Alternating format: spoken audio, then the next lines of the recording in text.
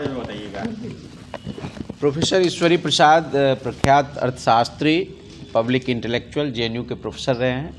उनका 28 दिसंबर को निधन हो गया था। उन्हीं के याद में स्मृति सभा का आयोजन किया गया और पटना शहर के तमाम बुद्धिजीवी और बिहार के बहुत सारे जगह से आए लोग, उन्होंने उनके स्मृति में एक आयोजन किया और उनको याद किया गया और उनके बारे में जो उनका संघर्ष रहा है, उनका जो लेखनी रहा है, उनका जो इंटेलेक्चुअल सपोर्ट रहा है, वो उनका बहुत बड़ा अवदान रहा है। बहुत लोगों को अपना वो एक पब्लिक इंटेलेक्चुअल के रूप में उन्होंने विभिन्न सरकारों को अपना सजेशन, बहुत सारे कार्यक्रम सरकार को देते रहे हैं कि आप ये कार्यक्रम चलाइए समाज को बेहतर बनाने के लिए। चरण सिंह से लेकर के आपको मुलायम सिंह यादव और तमाम देश की जो समाजवादी विचारधारा से जुड़ी हुई सरकारें रही हैं, वो उनके साथ संवाद करती रही है बेहतर समाज बनाने के लिए। अर्थव्यवस्था को लेकर, समाज को लेकर के उनका एक गंभीर चिंतन रहा है। उनका जो है समाज से जुड़े हुए कोई एक दो कार्य बताए जो कि बहुत अच्छा रहा। अभी इस स्मृति सभा में आपने देखा कि चर्चा हुई, एस्बेस्टस फैक्ट्री बिहार में लगाया जा रहा था, 6 फैक्ट्री, जो कि कैंसरस होता है, कार्सिनोजेनिक होता है, ठीक है, वो बहुत ख़तरनाक होता है। तो उन्होंने उस आंदोलन में खड़ा होकर के और सपोर्ट किया पूरे एक्टिविस्टों को। एक गोपाल कृष्ण साथी थे हम लोग के साथ, जो पर्यावरण को लेकर संघर्ष करते हैं। ईश्वरी बाबू ने उन लोगों का साथ दिया और बाद में तमाम वो सरकार का जो इनिशिएटिव था एस्बेस्टस फैक्ट्री के निर्माण का, वो बंद हो गया। तो यही, हाँ, मैडम आप क्या कहना चाहेंगे? हम यही कहना चाहेंगे, आज मेरे पिताजी का जो स्मृति सभा किया गया जी, इसमें सभी और लोग आए, उनके बारे में, उनके विचारों को हम लोगों ने आदान प्रदान किया और वो जैसे वो पूरे समाज के लिए, चाहे किसान आंदोलन के लिए, शूद्रों के उसके भविष्य के लिए, उनका काफ़ी काम है, इस पर उन्होंने किया है और हमेशा संघर्ष करते रहे, अन्याय के खिलाफ लड़ाई लड़ते रहे, आवाज़ उठाए। जब वो जेएनयू में प्रोफेसर थे तब भी कुछ भी अत्याचार होता है तो उसके उन्होंने खिलाफ आवाज़ उठाई, जिसका उनको खामियाजा भी भुगतना पड़ा था। जैसे कहा गया ना उनका प्रमोशन में, तो उन्होंने, लेकिन कभी वो डरे नहीं, कभी नहीं, हमेशा सामना किया उन्होंने, हमेशा अन्याय के खिलाफ उन्होंने आवाज़ उठाई, अत्याचार के विरोध किया उन्होंने। क्या नाम हुआ मैडम आपका? मेरा प्रोफेसर उषा प्रसाद। उषा प्रसाद। भैया आप क्या बोलना चाहेंगे? जी, वो मेरे नाना जी थे और आज हम सब उनकी उसमें स्मृति सभा में उपस्थित थे यहाँ पे। और उनका मुख्य रूप से उनके 2 आदर्श थे, महात्मा गांधी और वे डॉक्टर राम मनोहर लोहिया और कृष्ण पटनायक के साथ बहुत क्लोजली वो काम किए थे और उनके साथ कई सारे लेख हैं उनके। और वो लंदन स्कूल ऑफ इकोनॉमिक्स से अपनी हायर स्टडीज़ किया उन्होंने, फिर वहाँ पे पढ़ाई भी कुछ साल, फिर कैटफर्ड कॉलेज ऑफ कॉमर्स में पढ़ाए, फिर वो जेएनयू आए, फिर वो state literacy authority of Uttar Pradesh के एग्जीक्यूटिव चेयरमैन भी रहे।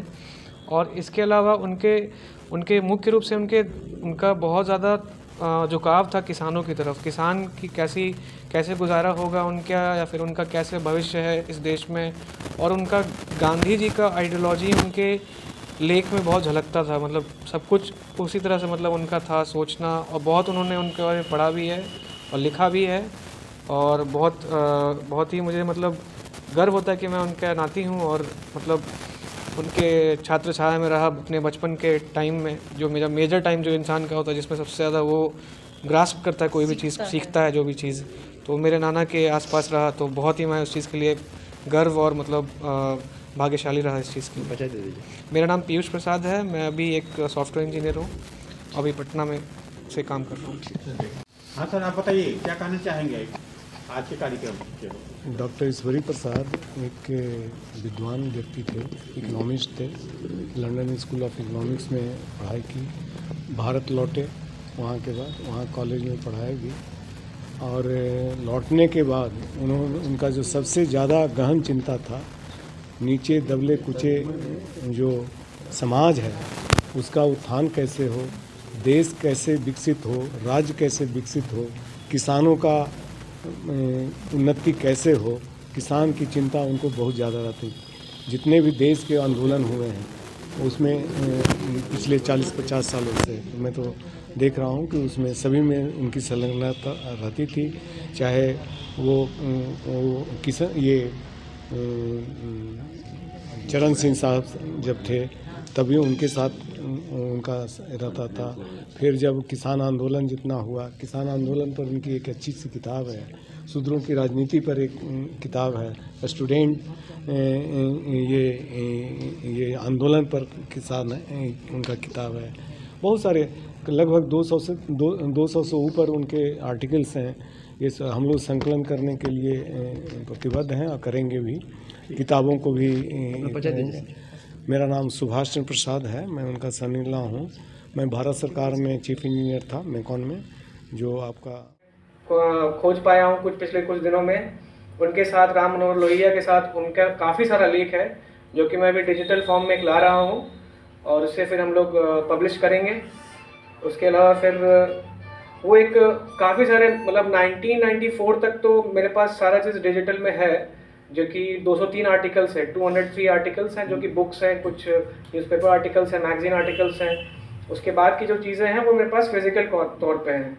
उसके अलावा वो एक गवर्नमेंट और एक पॉलिसी राइटर थे, मतलब कि गवर्नमेंट की योजनाओं के ऊपर वो लिखते थे कि क्या सही है, क्या गलत है, इसके कौन प्रभावित हो रहा है, इससे कितना लोग को लाभ मिल पा रहा है या नहीं मिल पा रहा है, इसके लिए वो बहुत ज़्यादा लिखते थे। बेसिकली वो 1994 के बाद वो एक लेखक रहे और उनके सारी चीज़ें मतलब उनकी किताबों उनके किताब मैगजीन या फिर उनके न्यूज़पेपर आर्टिकल्स में आप देखिएगा कि गांधी जी का झलक झलकता था। गांधी जी का सोच उनमें बहुत ज़्यादा पूरी तरह से अंदर था कि वे उस प्रकार के सोचते थे और यही सब था। बाकी तो फिर 28 दिसंबर 2023 को उनका निधन हुआ, पटना में ही हुआ और घर पे ही हुआ और हम सब के बीच हुआ। मतलब बिल्कुल कह लीजिए कि कोई जैसे सिनेमा जैसे होता है कि लोग साथ में खड़े हैं और वो जा रहे हैं, ऐसा करके तो हम लोग जाते हुए बेसिकली उनको देखे हैं। वो एक लंबा सांस खींचे और उनके बाद वो अपना प्राण त्याग दिए और फिर हम लोग मतलब उनको वो फिर चले गए, स्वर्ग चले गए। और मेरा बेसिकली बहुत सारा चीज़ उनके साथ जुड़ा हुआ इसलिए कि मेरा पूरा बचपन उनके साथ बीता है, तो मेरा उनसे बहुत लगाव था हमेशा से और उनका भी था मेरे से। वो मुझे छोटे लाल करके पुकारते थे और मैं नाना करके बोलता था उन्हें। और